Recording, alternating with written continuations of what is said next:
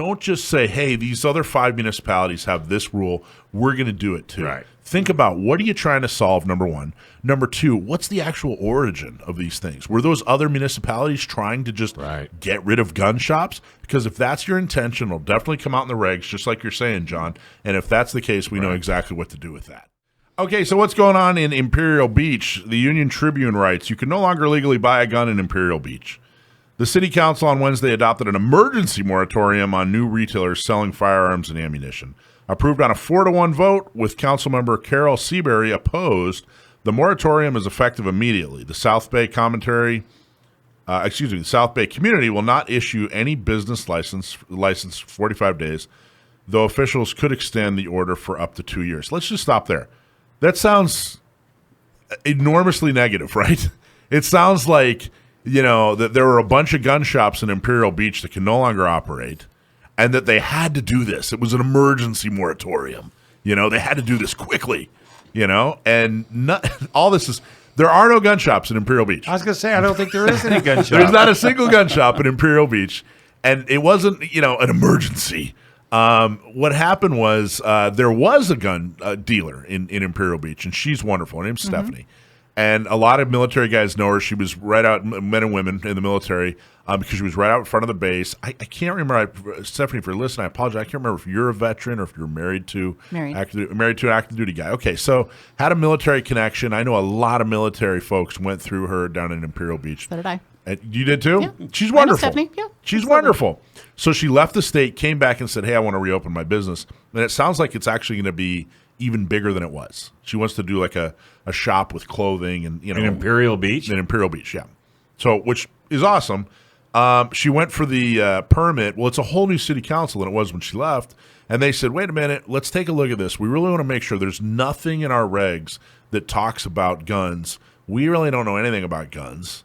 So let's just put this on pause. Let's quickly come up with, let's do an analysis, see if there needs to be any special regulations when it comes to guns. And then at our next city council meeting, we'll get this all figured out. Well, their next city council meeting happens to be in 45 days. So this wasn't some... so they just don't even... Now, listen, I got a job for you on CNN. Yeah, really. You'd be good. The temporary ban comes after the city received a business license application from Outdoor Women, LLC, a women's sporting goods business looking to open up a storefront on Palm Avenue, near Florida. She was home run, right? She ran it out of her home. Correct, out of her garage, correct. It would sell active apparel and gear for activities such as fishing, hiking, and camping. Owner Stephanie said about 10% of her business would include selling firearms. Unlike the estimated 105 jurisdictions in California that require firearms dealers to obtain a local license in addition to abiding by state and federal requirements, Imperial Beach has no rules on such operations. 105. How many municipalities? There are 18 municipalities just in San Diego County, and only 105 of them have special rules. Now, here's the deal.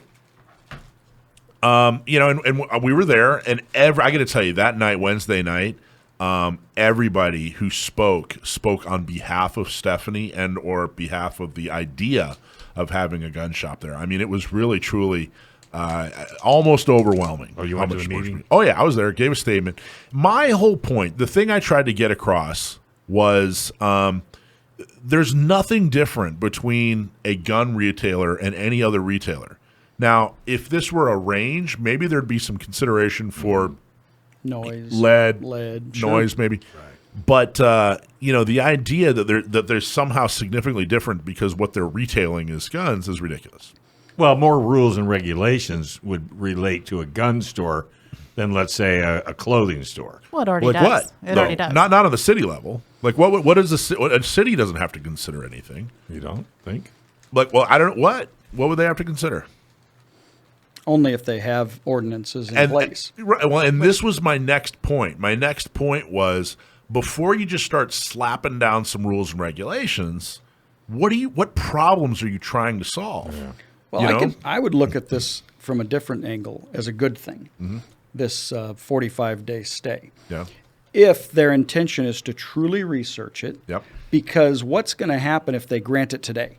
There's a whole other side of our society that's going to go to that council and Just with raise pitchforks hell. saying, why are you allowing this? Yeah. And then we've seen it before where the council says, oh, well, let's stop. And the poor business owner now has to stop while there's more drama. Right. So if the council's truly doing their due diligence and in 45 days says, yep, we've checked all the boxes, you're good to go. Now when those people rise up, the council can tell them, Couldn't we're agree good. more, John. See, that's why he's a good cop. That's exactly right.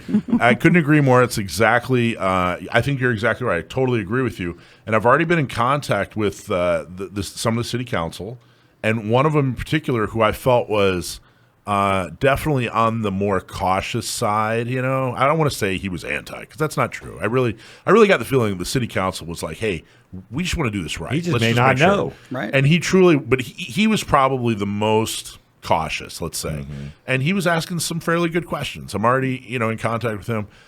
There was a lot of talk of buffer zones. They kept saying, well, I don't know. Do we Right, need to near have schools buffer and zones? daycares. Why? Which isn't that already in place by DOJ and ATF? I don't know if there's actually. My understanding is I don't know if there are, but the point I made to them was, these buffer zones had nothing to. They didn't come up with buffer zones out of of safety concern.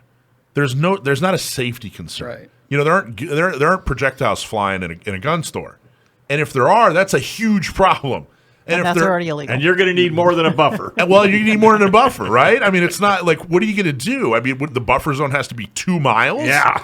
But here's the thing: the buffer zone. It was more like, hey, this adult shop. We don't want an adult shop where kids can see it, so they can be influenced. That was the thinking. We don't want these evil gun people to influence our kids. That's where these buffer zones came up, or how they were created. It was, hey, gun people are evil, but it just kind of, oh, well, yeah, all right, we'll put a buffer zone by our school. It doesn't actually make sense. But the trans can come in and have a party at the school. Well, I don't know about that. I'm just saying. But that was, so I'm trying to get that point across. Don't just say, hey, these other 5 municipalities have this rule, we're going to do it too. Right. Think about, what are you trying to solve, number one. Number two, what's the actual origin of these things? Were those other municipalities trying to just get rid of gun shops? Because if that's your intention, it'll definitely come out in the regs, just like you're saying, John.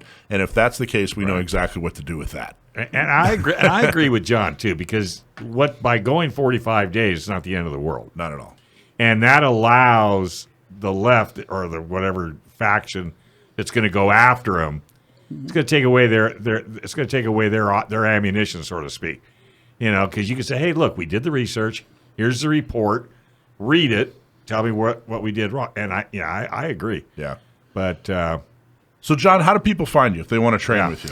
So for many years, I wrote for gun magazines before starting my own. It's gunsandgame.com. Gunsandgame.com. Yeah. That's awesome. I like that.